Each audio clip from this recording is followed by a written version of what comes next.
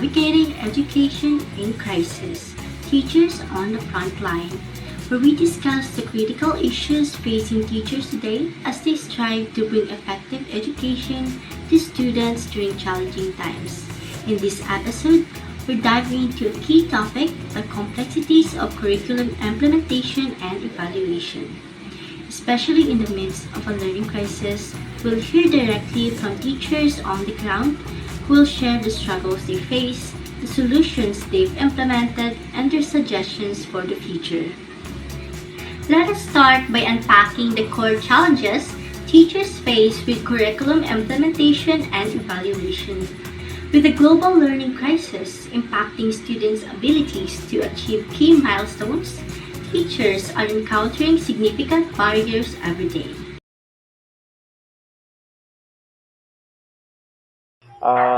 Good evening, ma'am. First and foremost, we would like to thank you for giving us this opportunity to interview you this evening regarding our one subject, which is the two-proof ed O6. Hi, good afternoon. So, my name is Rose Evelyn Mahilam. I'm one of the teachers here in Teped, and thank you for having me this afternoon. So, if it is okay with you, here is our first question. So, ma'am, what would you say is the biggest challenge you're facing with the curriculum implementation right now? Oh, that's a good question. So, as a teacher assigned here in one of the remote schools, I could say that the lack of adequate resources and infrastructure poses a significant challenge to effective curriculum implementation.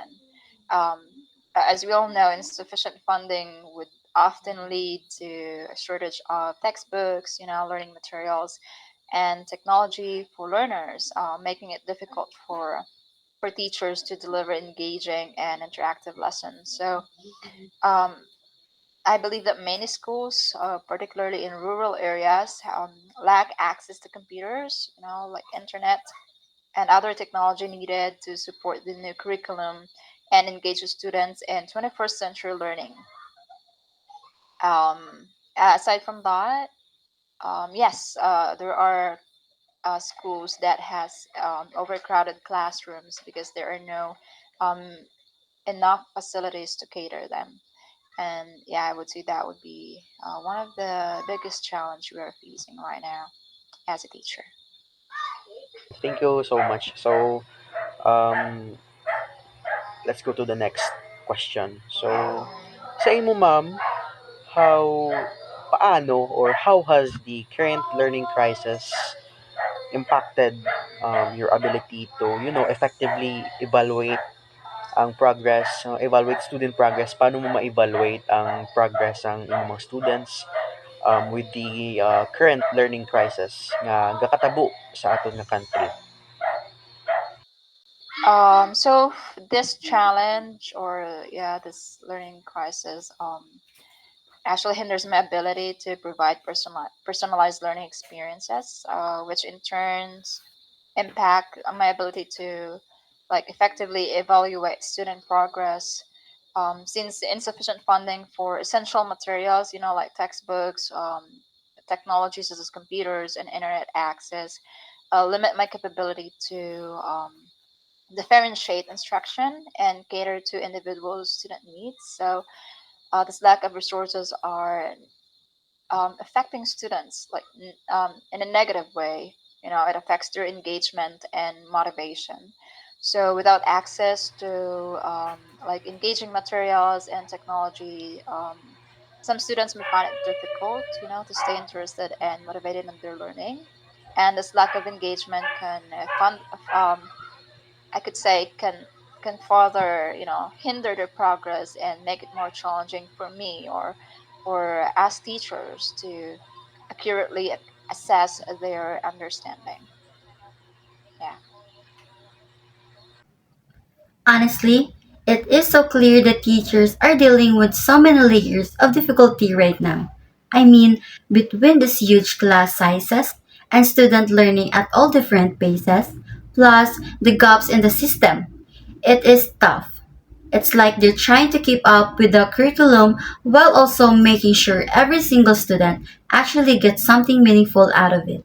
And let's be real, that is not easy. Many teachers have taken matters into their own hands, using creativity and innovation to overcome these challenges. Let us hear about some solutions teachers have implemented in the field. Okay. So the third question is, ma'am, for you. Could you share one innovative approach na imo nagamit to adapt to the curriculum? Let me rephrase my question. Could you share one innovative approach that you've used to, adapt the curriculum to your, let's say, your students' needs? Oh, okay, sure. One innovative approach I've used to adapt the curriculum to my students' needs is incorporating the project-based learning with a strong emphasis on inquiry-based learning.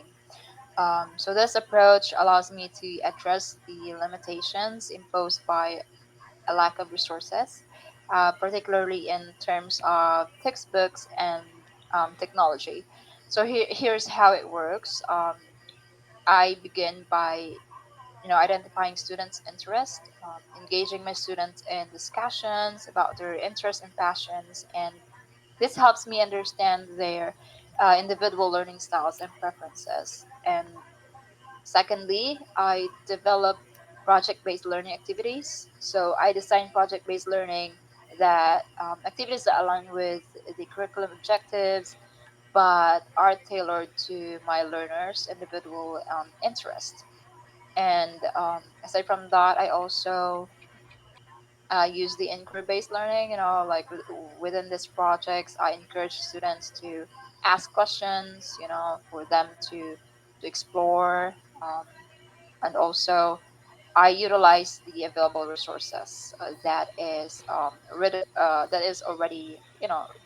readily available materials that we can use in the classroom. So I think that's it. Yeah. Okay, so let's say, ma'am, parents are a huge contributor, sa when it comes to curriculum. Um, ano naman ang naging response? So, what has been the response from the students and their parents sa amo na nga approach? What is their response to this new kind of approach? Well, this approach, it's not really that new, you know. So we've been using this, and I can see how effective it is. Um, it increase it encourage or it increased the students' engagement. I noticed that my students are more engaged in the learning when they are actively involved in projects, that align with their interest, and also it develop their. I can say that it helps them develop their essential skills, and I know that the developmental of their essential skills as 21st century learners are very important, such as their critical thinking, problem solving, communication, and collaboration. And aside from that, um, you know, this approach helps me. It helped me a lot in engaging my students or helping them learn more. That's it. You know, it's really inspiring to see how teachers are transforming curriculum challenges into genuine opportunities for impact. They're facing all kinds of pressures, but instead of backing down, they're finding creative ways to adapt. Things like modular learning packets, self paced modules, and interactive tools are just some of the ways educators are innovating to make learning more meaningful, even in these challenging times.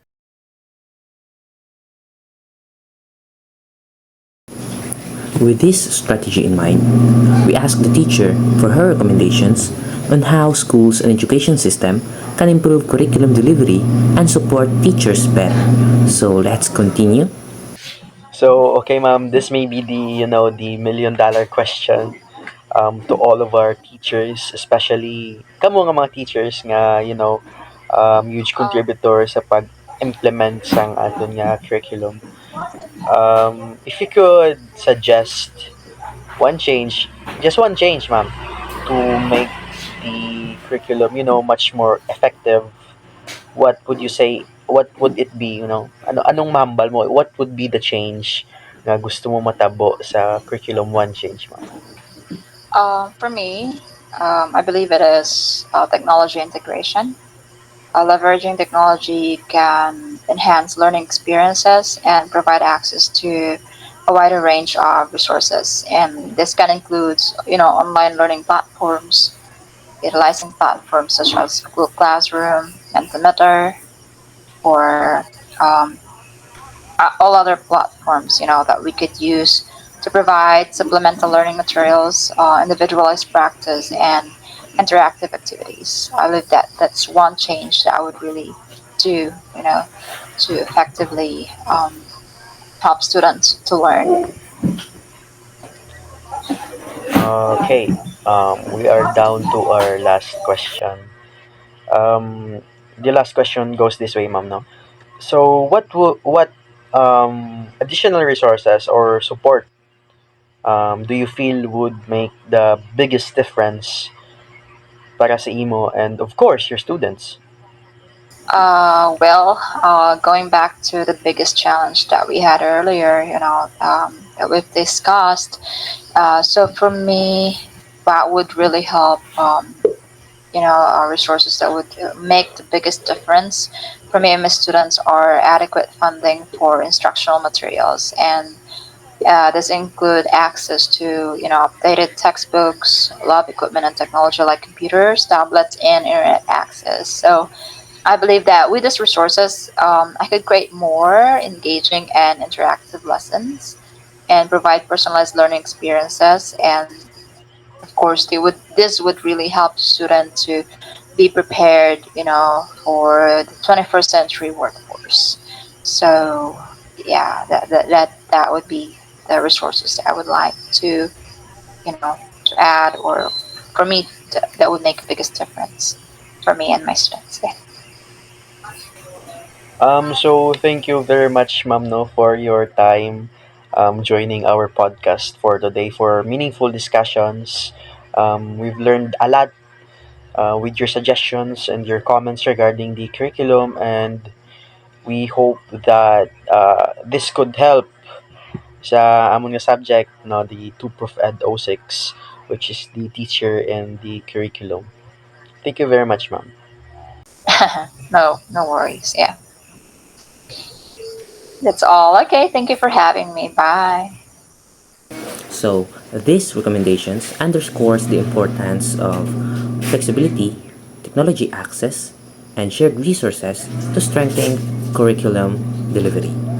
Education need to evolve with the times, and teachers' voices are essential in shaping that evolution. In this episode, we have seen that while teachers face substantial curriculum challenges, they are also leading the way with practical solutions and insightful recommendations.